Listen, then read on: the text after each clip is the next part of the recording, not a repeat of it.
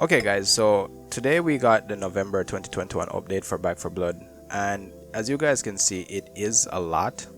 So we're just going to quickly go over the important stuff, and at the end I will give you a link in the description down below where you can go and you can read and check up on some of these stuff for yourself. Alright, so we're going to start with their developer update first, right? So they said that we wanted to highlight the following bug fix with some additional information. Fix some issues related to special spawning. We found an issue where specials would frequently duplicate their spawn cards, compounding as players progress through levels. This would often result in an unfair amount of specials, overwhelming cleaner teams in future patches. We are going to continue to dig into spawning issues to help further smooth out the experience. Alright? So the November 2021 update brings quality of life updates along with balance updates for campaign and swarm PvP.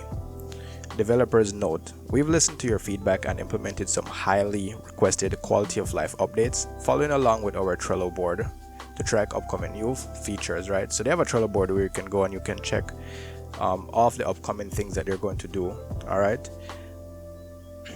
Balance changes and major bug fixes. Know that our Trello board and this list of fixes are not exhaustive. All right. So the first thing that they did is that all cleaners are now immediately available to use, right? Players are no longer required to finish the Devil's Return, the Crossing campaign chapter to unlock Doc, Carly, Hoffman, and Jim. So before we only had 4 characters, right? I think it's 8 characters in total. 4 was actually locked, and we had to do the first Devil's Return, the first mission where you had to go on a ship, blow up the ship, and then after that you would be able to use the rest of the characters. That's how you unlock them, really. But now you don't have to do that. Alright, so the next thing is completing any campaign chapter now unlocks all previous chapters. In-game voice chat can now be disabled in the audio options. They added a mute icon to the HUD for players with voice chat off or who have been muted. First-time user experience now sends players directly to Fort Hope. Additional post-round statistics added for Swarm PvP. So now you get stats when you do PvP.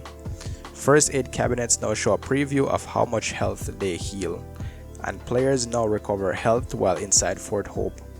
This change does not affect players in the shooting range. Added the all message command, allowing players to send messages to the global chat channel.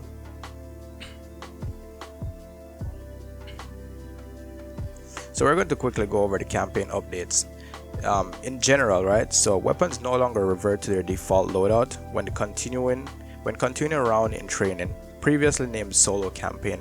So they changed the name of solo campaign to training because they wanted you to be able to go in. This is why you don't get rewards when you do it, right? And later on in the patch notes you will notice that they changed it to training because they are going to add a separate solo campaign where you get progression for completing the chapters. It will be the same thing, there won't be any changes. So playing training is actually the same thing as playing online with other people, or the new solo campaign that is going to come up. I think they're just going to, it's going to be easier for them to add a new section, solo campaign with progression, rather than just adding it now. So I think, or maybe it's because of the other things that they have to fix, they're just going to do it later. Alright. Improved character behavior when dropping and picking up items in certain locations. Flashbangs now affect common Ridden that are climbing unhit. Ogres are no longer outlined for Carly after burrowing underground. Chapter specific updates. Blue Dog Hollow bad seeds. Destroying the nest in Nightmare difficulty now spawns an endless horde, so you have to run at the end of that chapter. The Armory, the Handyman. Bob's arm now appears in the scanning animation while the player has auto select new weapon on. I'm not really sure what that means, but for any one of you guys who do, I mean, that's now fixed. Dr. Rogers' Neighborhood. Gather research objective adjusted to account for solo players. So maybe they mean it was hard because when you played solo, some of the things that you had to do was insane, like the message that we read up here. But they're saying now that it's fixed. Alright.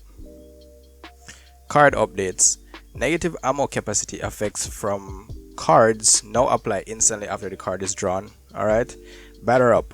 Because they did a huge nerfs to melee when you go through this, so any one of you guys who love to like run melee builds, there's been a huge nerf, but I don't think it should be as crazy. It's just not going to be like overpowered anymore. So I mean, like, it's fun, but I guess they wanted to change it, I guess. So batter up, melee damage adjusted to 40% from 50%. All right. Brazen, stamina efficiency adjusted to 20% from 30%. Breakout, decrease use time to 3 seconds from 4 seconds. Face your fears, adjusted to 2 temporary health from 3. Fresh bandage, now instantly applies its trauma heal effect when spawning into the safe room it is selected in. Ignore the pain, now restores health instead of providing temporary health. Inspiring sacrifice, heal decrease from 20 over 15 seconds from 25 over 20 seconds. Mean Drunk, melee damage adjusted to 60% from 75%.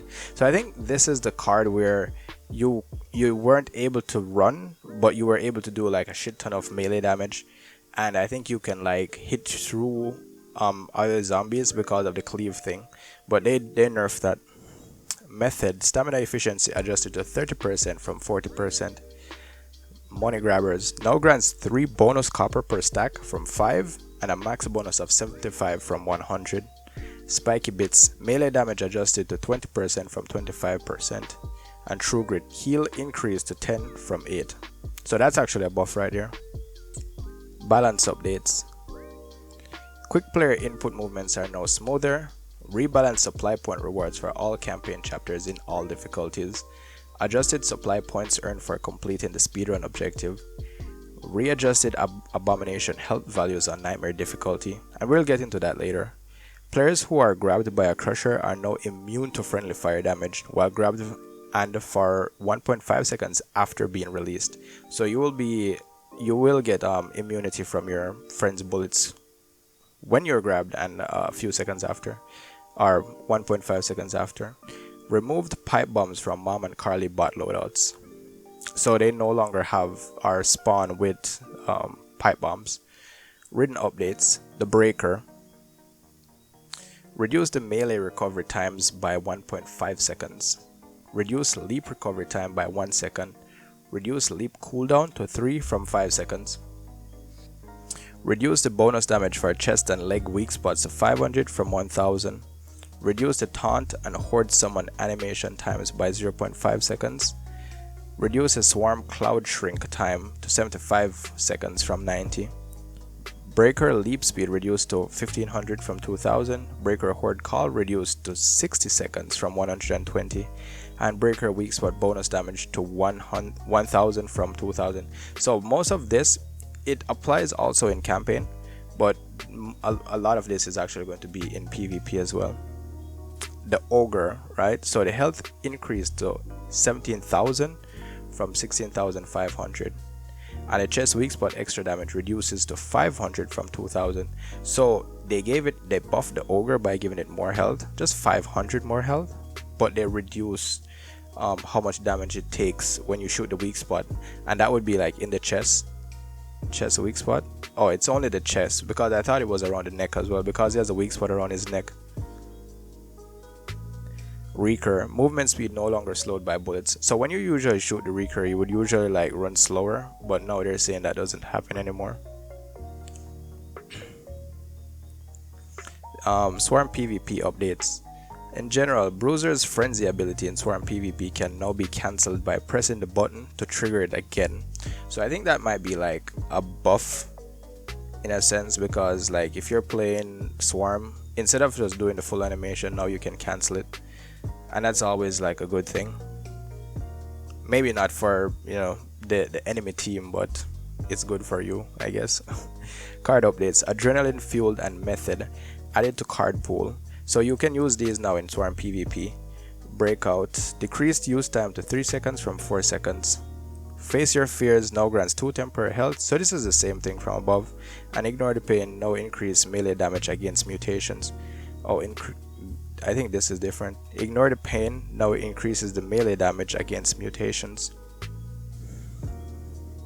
General, tune in adjustments to make quick movements less abrupt to players' acceleration movement. Cleaner's team now receives a handicap bonus of 10% damage increase for each cleaner missing from the team in Swarm PvP. So I remember that most people were saying that it was hard to find players on their teams for PvP. It's usually like in balance, but now they actually give the cleaners a handicap. So for each person who is not on the team, you will get a 10% damage increase for that person. Alright. Cleaners get a default 25% increase to aim down sight speed and 25% increase to weapon swap speed in Swarm PvP. So cleaners get buffed in PvP. Ridden. Swarm starting radius reduced to 30 meters from 45 meters. Swarm transition reduced to 90 seconds from 120 seconds. The Crusher. Health increase to 700 from 675. So they get a 25%, a 25 health increase, not percent. Hawker. Health reduced from 90 to 80. Harpoon ability. Cannot be cocked or fired while the character is in the air. The Hawker is the one that spits things on people, so you can't use that ability in the air anymore. Attack projectile speed to 2000 from 2500. There's a huge nerf on the projectile speed. Attack projectile miss cooldown to 4.5 seconds from 3 seconds. Evolution 2 reduced to 20% from 25%. The Reeker no longer slowed by bullets. Tallboy, attack knockback increase. So you get a larger knockback when you hit people. Health decreased to 600 from 625. Overhead melee attack swings radius to 140 centimeters from 160 centimeters. Offense level 3 damage plus bonus reduced to 30% from 35%. And I think these are abilities. I haven't really played Swarm PvP, but I think this is what you get when you're like the cards that you choose or something. If I'm wrong, you guys should let me know in the comment section, please. Mutations. Infected wounds now reduce healing by 2% from 0.5% per hit from common Ridden. The effect stacks up to 40% from 20% and has a limited duration of 20 seconds, which is reset upon each new hit. And that's actually a really huge thing right there for mutations. Now we have the weapon updates. Secondary weapons no longer require a reload in the next safe room, and this is something that was always there. Like every time you go into a safe room, your secondary weapon wants to reload, and you usually don't notice until you're outside and you're fighting and you had to switch because maybe you're out of ammo or something. But no, that's not required. Alright, weapon swap animation now displays properly when equipping different secondary weapons. Melee weapons. Bat movement speed increased to 410 from 400. Bats must do 50% more damage to stumble Ridden. So they do 50% more damage when you have a Ridden stumbled. Axe movement speed increased from 395 from 380. Axe damage reduced to 70 from 85. Axe stumble damage scale radius to 0.5 from 1. That's actually a nerf. Hatchet damage reduced to 40 from 50. Hatchet stumble damage scale reduced to 0.5 from 1. Machete movement speed increased to 425 from 420.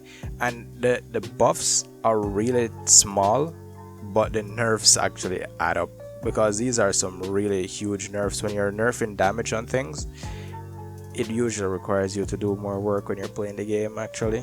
So it's not bad, but they're not great anymore. So that's a huge nerf to melee builds, I guess. Controller updates. Controller options changes. Added linear and exponential options to aim down sight, target snapping. Increased granularity of tuning dead zones for controllers from 10% increments to 1% increments. Default adjusted to 13. Revamped legacy controller preset to better match other co-op FPS titles. Made improvements to aim assist. Aim assist is now more stable when jumping and aiming from above. On PS5s, reduced trigger animation for melee weapons. PS5 again, burst fire weapon trigger effects now properly match rate of fire. Accessibility updates added stamina breath to audio options. When toggled off, heavy breathing sound effects that play when your character runs out of stamina are muted. All red text should now change colors properly when a new color is selected for red elements in the custom colorblind mode. Gas cans now change color when red elements are changed in the colorblind options. On Xbox, guts that birds eat are no longer marked green. Health bar and ammo indicator now change color when the colorblind mode is set to Protanopia or custom.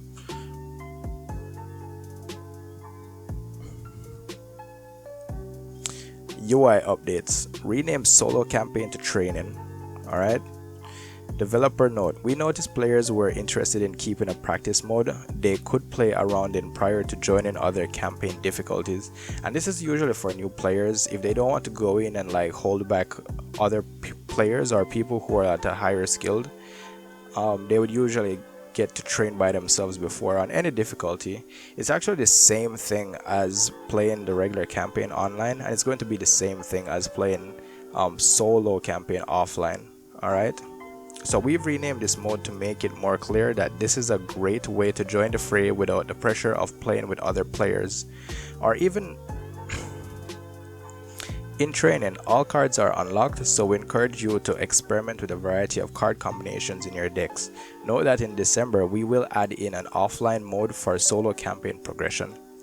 Training can't be started when multiple people are in your Fort Hope session. Alright, so if you have multiple people in your lobby, you can't play it. Must be playing alone. Solo decks rename to training decks.